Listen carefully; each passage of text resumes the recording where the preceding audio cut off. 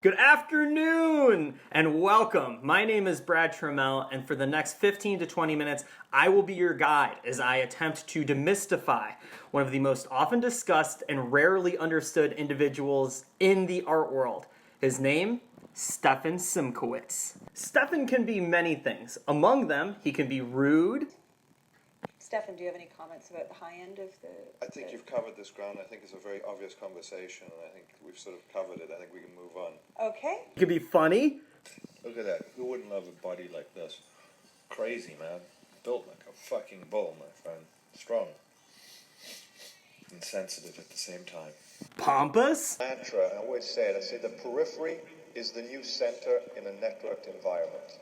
But out of all of the dullards and sycophants that fill the art world, the one thing you cannot accuse Stefan of being is boring. So, join me as we embark on the Simkowitz Report. Now, I should say from the get-go, my goal is not to perpetuate animus against Stefan Simkowitz. There's plenty of that in the art world media, ranging from reactionary to warranted criticism of him.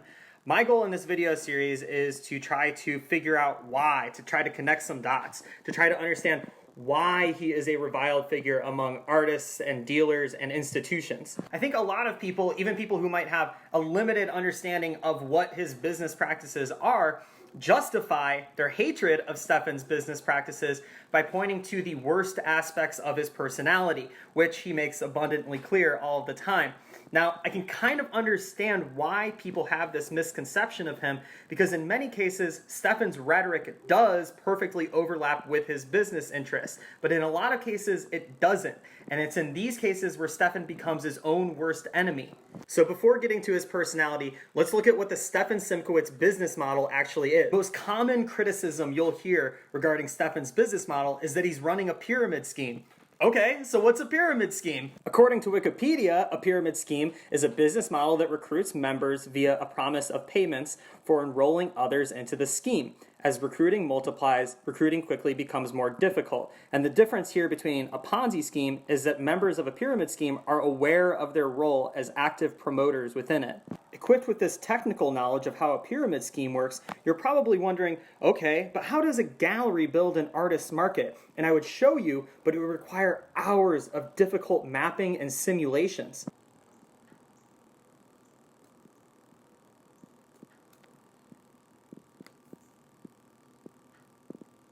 Okay, and we're done. Okay, so I changed the chart a little bit just to visually emphasize the idea of proportion over volume as we usually understand it in pyramid schemes. So at the first tier, we have $5,000 first sales. And this is the place where the gallery has the most leeway to sell the work to the most people at the lowest margins. This is also the place where galleries are sometimes a little picky and choosy because it's these first sales, these first collectors that act as the foot soldiers to get the work to achieve institutional support. Now, institutions act as kind of guarantors for galleries. Institutions guarantee the future importance of an artist's work, which allows the gallery to incrementally increase the price. As an artist continues to receive gallery shows and institutional support, eventually demand outpaces supply, which leads to sold-out shows. When a show is sold out and the gallery doesn't have any more work to sell to the collectors obtain the work through the secondary market, Sotheby's, auction houses. As secondary prices increase, this is where things start to get tricky for small and mid-tier galleries. If you're a smaller or mid-tier gallery and you started off selling an artist's work for, say, $10,000, whose work is now selling through Sotheby's for $100,000, well, that's a $90,000 difference between the primary and secondary market, a profit you could be making. Alternatively, you can't jack the price up to $99,000 just because the work is selling for $100,000, because then you'll leave collectors without any room to speculate. That's only $1,000 of profit they could stand to make. The other problem that these small and mid-tier galleries face is that they might just not have enough collectors who can buy work at an $80,000 to $100,000 range. They may only know one or two clients on their list who can do that, whereas blue chip galleries only have collectors who can buy things for $100,000 plus. So this is usually the stage of an artist development where the blue chip gallery comes into the small gallery and says, okay, kiddo, we'll take it from here. Blue chip galleries are often described as vultures for coming into small and mid-tier galleries and taking the artists once they become too profitable. But the truth is, when you have a pyramid scheme of infinite price expansion, The blue chip galleries are the only one at the end of it who can handle selling at that price. Ideally, the galleries that are small and mid-tier have been investing in their own artists and buying their work so that when the blue chip gallery comes along, they stand to make a killing from their own inventory. Unless a smaller or mid-tier gallery is willing or able to increase their staff, to increase their real estate footprint, to increase the number of art fairs that they apply to, so that they're eventually at the level of a blue chip gallery, they're not in competition with blue chips. They are a feeder program for them. It is their goal to graduate artists to blue chip galleries. They are a feature, not a defect. So how does Stefan build an artist market? Well, pretty similarly. As you can see, markets are set up fairly similarly, with the goal being to establish strong secondary sales that eventually lead to blue chip representation. The difference being that instead of focusing on institutional support, Stefan focuses on widening the base of collector support to increase secondary sales.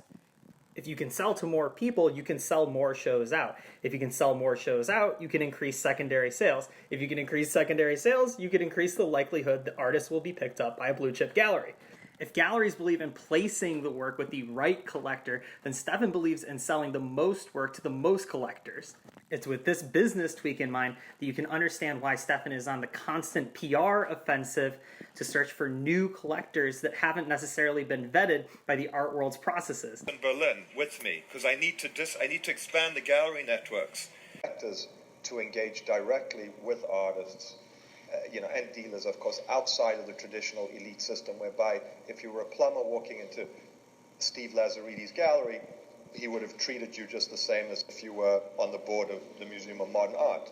There was sort of an egalitarian spirit about it, and I think that was very, very important. By the way, anyone can reach me. Simkovitz@gmail. My number's public. Just Google me. Clients, collectors, customers, anyone. I'm not sure if I agree with that. I think many of the hedge fund guys have really homogenized cultural consumption to a degree where it's completely uninteresting. I think the tech guys are the holy grail of the art world because they don't care about homogenization. They're actually underneath profoundly interested in doing things that are dislocated. If the tech crowd can be cracked to collect, in my opinion, But they haven't collected yet. They've started. A primary dealer often wants to spread the support and the investment in the artist with as And they do the opposite. widespread and to some degree cherry-picked, because provenance makes a difference, They don't want to right? spread the support. They want to sell it to institutions, a la Paul Schimmel and his. Sell it to the institution, and then want to sell it to guys like Howard Rachowski because he's got a nice warehouse, because he's a big shot in Dallas. They don't want to spread it around. They want to spread it to who they think they want. They don't want to spread it to the guy who basically wants to buy one piece of art a year. They want to concentrate the distribution to essentially the right people. Well, they want to control the distribution. Yeah. So that's like controlling the distribution is a sort of, Is when a form of distribution career is controlled, management. yeah, It's but it's not also career called a rigged management, market it's when you look at isolation. it. Like I said before, Stefan's critical rhetoric often overlaps with his own business interests. So in this case, Stefan's business model is reliant on having a very wide base of collectors. And then he also takes every opportunity he can in public interviews and panel discussions to harangue the art world for being elitist, for only selling to the right collectors, which he says is a limitation on the art world's growth. And look, I don't see anything wrong with practicing what you preach. The art world could use as many people as will fit inside of it, and to some extent, that's what I want to do through Patreon. But I suppose I just think that Stefan probably isn't trying to sell to plumbers so much as he's trying to sell to people who own plumbing part manufacturing supply corporations, but point taken, the art world could use many, many more people. Stefan's rhetoric about collector expansion often dovetails with his rhetoric about flattening the hierarchy between private collectors and public institutions. It finances production costs. This ridiculous separation between the private institution as having superiority over the collector is rubbish. A guy has a garden, he puts a sculpture, his friends come and see it. I mean, it's the same thing. So why this constant differentiation between public institutions? Art lives in collectors' houses. It gets seen in collectors' houses. It lives and breathes there. So this differentiation needs to be obliterated between the institution as a collector and a private collector. This separation needs to go away in order for us to build a much more effective art world. We all have to work together. We're all equal in the ecosystem, and we have to collaborate in a way where our our superiority, our moral high grounds are decimated, where the artist is equal to the distributors, to the collector, the institution is equal to the collector. We have to sort of flatten things a little bit and get rid of these silos. Now this is fun because the idea that there's no difference between private collectors and public institutions is a point that both Stefan and I both make all the time, albeit for very different reasons. As a self-described centrist capitalist, Stefan believes that museums are bureaucratic and slow-moving, that the issue is of their efficacy and their ability to exhibit artists, and that they're not as adaptive as the private market. Whereas I love the idea of public institutions, though I think that their structural dependence on collector billionaire board of trustee members makes them a money laundering operation for the people who are rich enough to control them. That public institutions aren't really public institutions if they're run by private interests. Stefan's skepticism towards museums probably also extends from the fact that his business model doesn't really include them. If traditional galleries thought that getting the work into institutions would increase their number of collectors, I think that Stefan believes that getting the work in as many collectors' hands as possible increases the likelihood that the work will end up in institutions. But is all this really that different from the way that any other gallery operates? I mean, Stefan might emphasize his willingness to sell to any person willing to buy, but this is the way that most small and mid-tier galleries operate anyway, out of survival. The biggest difference between Stefan and other dealers is his strategy of buying work in bulk, upfront, at a lower rate, from artists early on in their careers. I buy 18 things from you, but it can be 18 things that I can do nothing with. I need you to give me something I can do something with. Otherwise, it's a pointless exercise. I'd like you to send me a broad selection of work that I can then go over. But the work you sent me, I can do nothing with. It's honestly shit ugly. It's honestly hideous. And if you want my help and you want to do this, you got to basically... So send me 40 images, 50 images. As this clip so perfectly illustrates, I think this is where people maybe unfairly conflate the sour personality of the person making the offer with the merit of what the offer actually is. So let's take a look at Stefan's bulk offer. First off, buying in bulk is something that is done by all the most beloved mega collectors in the art world, ranging from the Rebels to the Horsts to the Zabludovics. This is not a strategy that Stefan came up with, and the people who usually do this are celebrated for it. The difference is that Stefan is a dealer/collector. So where the Rebels buy that work and then they hold all of it in their privately owned museum, Stefan sells half of that work to raise the value of the other half that he holds. This is where the media obsession of calling Stefan a flipper is a little bit odd, because if you look at his business model, it requires that he holds long-term a lot of the work that he buys. Like I said, the goal for Stefan is to create an upwardly speculative market for the artists that he works with that eventually land them in a blue chip gallery. If Stefan immediately flips all the work that he buys, then he doesn't stand to benefit in the long term as the artist's work takes off. For this reason, the media narratives surrounding Stefan's relationship with Oscar Murillo are particularly hilarious, as they tend to frame Oscar as an artist exploited at the hands of Stefan, or Stefan as a dealer who was left behind by the greedy artist Oscar. Yes, Oscar left Stefan behind after his work was bulk purchased by the Rebels, but Stefan invested early enough to still own 15 of Oscar's paintings, which he can now sell back to David Zwirner at a profit of millions of dollars. Both guys won. Meeting each other was the best fucking thing that could have happened to either of them. But it's only if Stefan holds as much work as he resells that he can be in a position to do this. And speaking of price increases, this is where people really have it out for Stefan. The classic story is that Stefan finds a young artist's work and he pays them $30,000 for 20 paintings. And then 6 months later, Stefan's selling that same painting for $10,000 a piece. And then people see a clip like this. Art dealer Jan Kaps. He doesn't like Stefan Simkovic and tells all his friends, don't sell to Simco. What about having some compassion for the concerns of a guy like this? His fears. Simkovic is, after all, an impressive, aggressive guy. Do I want to be compassionate to Jan Knaps? No. I want to rip their fucking arms off and spit in their faces. I want them to come groveling like a dog, begging forgiveness. Compassion? It's for Jesus Christ and the hypocrites. Now, I look at that clip and just think that Stefan has a flair for the theatrical, but I think a lot of people look at clips like that and interviews with him and go, hey, there's that evil, non-compassionate man who's stealing $9,000 a time from artists. And I suppose that's all to say that people believe that the price increases Stefan sees happen despite him, not because of him. It doesn't have an intrinsic market value. So when Stefan bought those paintings, they weren't worth $10,000 at the time. He convinced a bunch of rich assholes that they were worth $10,000. For as exploitive as it is of Stefan to buy this early in so many artists' careers who have no clue what's really going on, it's also a fairly risky investment strategy on his part and takes a keen eye to find the people who it'll work for. Because for every one Oscar Murillo, there's probably 30 other people who this doesn't work for. He's just an incubator investor, and he gets a lot of shit for it in the art world, but actually, it's not that Basically. crazy. So yes, of course, it's much more ambitious to collect this way than it is to spend $500,000 buying a fucking Cause lawn ornament because your other 4 oligarch friends bought it.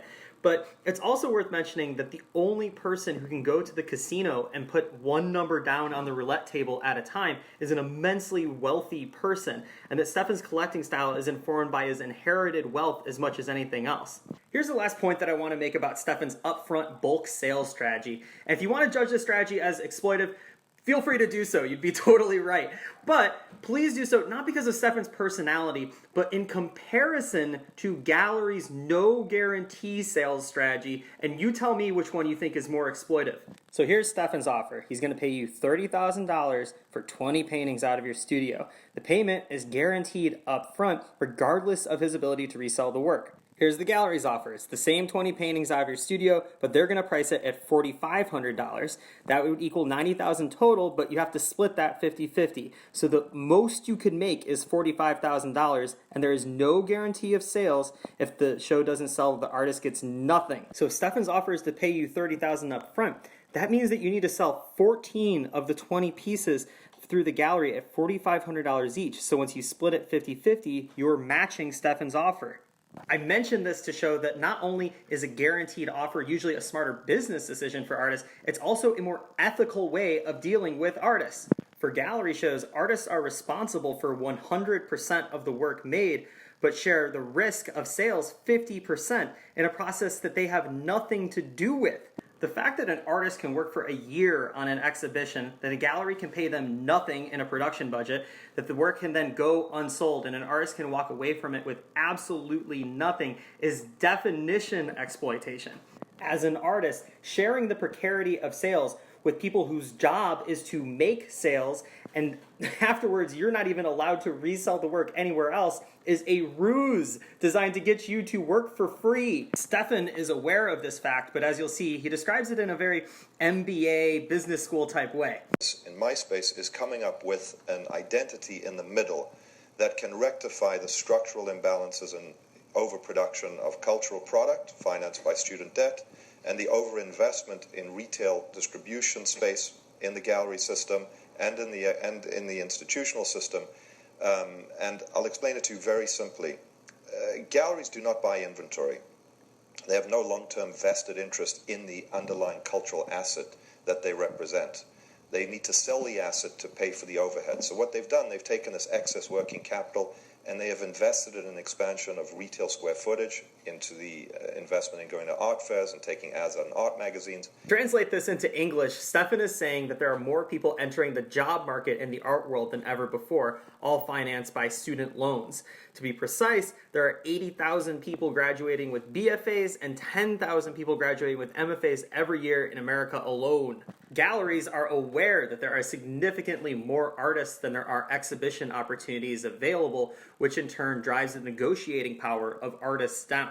If you're lucky enough to get a show, you're just happy to be there. You're not trying to argue for a bigger cut. So instead of galleries investing in their own artist inventory or paying for production budgets or even doing upfront guarantees, the profit the galleries make goes instead to real estate expansion, to art fair applications, to staying in the cool neighborhoods that we all know galleries inhabit. The global expansion of the art market is in part due to the austerity that artists experience, where now gallery representation and exhibition conditions guarantee nothing in the way of being able to make a living. It might have sounded a little business school speaky, but I can appreciate in the previous clip that the message of what Stefan was saying had a kind of realpolitik edge to it. And I can appreciate when Stefan uses blunt force trauma honesty on stage with art world power players, or when he uses it to combat the pretenses of his fellow art world dealers. This is 2100. I'll take it. Sold. Invoice me as office furniture, because then I can write it off as an expense. The gallery is run by Alex Friedman and Robbie Fitzpatrick. They say they are still looking for a client for this skin-like drapery thing by Heidi Bucher. And Simco says he can sell it for them. But he will have to sell it as decoration. Do you know how I'm going to try sell that? To a very rich guy who lives in an expensive home, so he can hang it in front of his expensive living room while the light pours in and it's beautiful.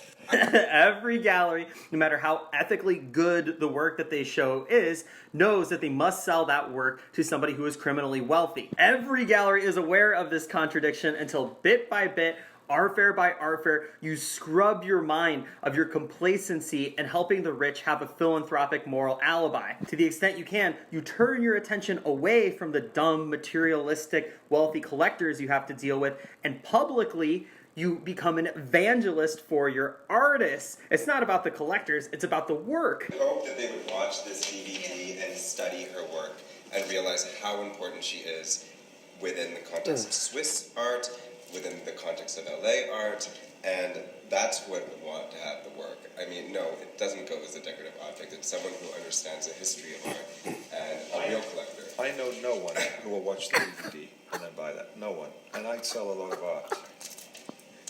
Well, you don't, but her 3 galleries in Switzerland, London, and New York do, and they bring her work to fairs, and her work has been shown at a lot of fairs as solo booths and group presentations. And how do you know they watch the video?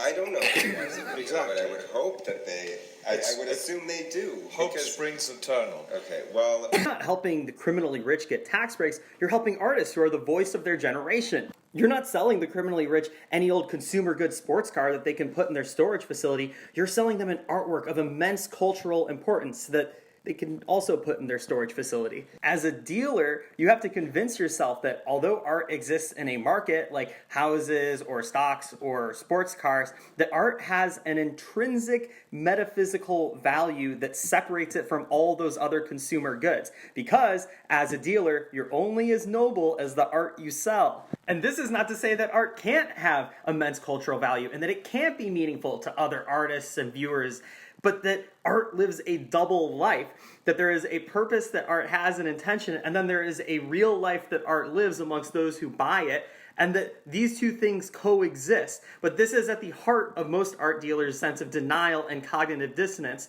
They don't want to acknowledge where the art goes and why. This was ceramics. Art is never decoration. Decoration is something that has no other level of intent other than to be decorative. So it cannot be, therefore, decoration. You look at beautiful pieces of ceramic, of wall molding, of painting, of tapestry from other eras, which were intended to be decoration. And those are decoration. And they can then be set next to art and almost completely unintelligible from each other on a visual standpoint. But they will never actually, in terms of intention, delineation, history, and the way that they will age, function in the same way. This idea that you walk up to something and that you see it and it completely captivates and mesmerizes you and you don't know anything about art at all is a bit silly.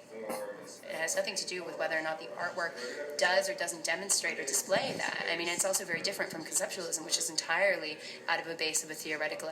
Stefan epically triggers snowflake art dealers in part because he says the quiet part loud. And some dealers even try to find their way out of this painful acknowledgement by saying that the orthodontists and professional poker players that Stefan sells art to are inherently more likely to view the work as decoration than, say, the oil barons and arms dealers that the art world is so fond of. I mean, at that point, you might as well just say billionaires make better art collectors than millionaires because you are that close to describing your class contempt. I can accept the idea that different people will come to different interpretations of my work, and that different people will maybe potentially look at it as decoration, and that all these different interpretations can coexist. But it seems, in researching Stefan, that he might only believe art to serve a decorative purpose, and by extension, that the artists that he works with should only be making decorative art. My work is always kind of, on one hand, aesthetically attractive on some level to some people, but I always introduce an awkward element or an ugly element or a critical element. So it's always these two things. And when I was meeting him and talking about my work, the first thing he would want to do, if he would want to work with me, he would cut away the critical, awkward element, because this is not interesting for the market. So it would end up being only the aesthetically pleasing part, which basically denies. Stefan will be the first to tell you that he wants pretty things to sell to rich people, which is a sales strategy I can understand if you're in a position of needing to keep your doors open. But Stefan's working from an inherited fortune. He's kind of playing with house money, so why not have a little more fun with it and show things that don't have such a clear-cut path to commercial success? I mean, even fucking Google has their staff work on long shots that they don't think will make any money. But the easiest way for Stefan to improve his relationship with artists would be to stop being such a fucking asshole to them all the time. Look, I love watching Stefan on stage next to the director of Hauser and Wirth and the director of Sotheby's punching up, shitting on them. I enjoy watching Stefan trigger pretentious trust fund gallerists. But man, is it difficult to watch this guy born with a silver spoon in his mouth constantly demean and belittle working artists every chance he gets. Explains how he developed Corpor as an artist. When I met him, I was like, literally, let's empty the studio and get rid of everything. I literally walked in, I was like, everything is shit. I mean, you know what I'm saying? So, I began with a clean slate. When I announced that I'd be doing the Simco Report, I can't tell you how many artists reached out to DM me about nightmare experiences dealing with Simco, berating them on the phone or in person to tears. This is where Stefan's rhetoric runs contrary to his own business interests. It's almost as though he's possessed by something else. I think I have a disorder, like an egomania, combined with some kind of weird, perverse. It doesn't take a Stanford business degree to understand that alienating every artist around you carries no benefits as a dealer in the art world. And you really need the trust of the artist, because it all begins and ends here. It begins with the artist. Stefan's business model makes him a natural enemy of other dealers and institutions because he's competing with them. But he's not in competition with artists. He has no reason to have to continually demean them. In fact, with his guaranteed payouts, Stefan could be a popular figure among artists, but as a millionaire, he extends the same oppositional defiance against people who have all of the power in the art world, against people who have no power, artists. If Stefan really wants to disrupt the art world, he's going to have to build a coalition larger than an army of one.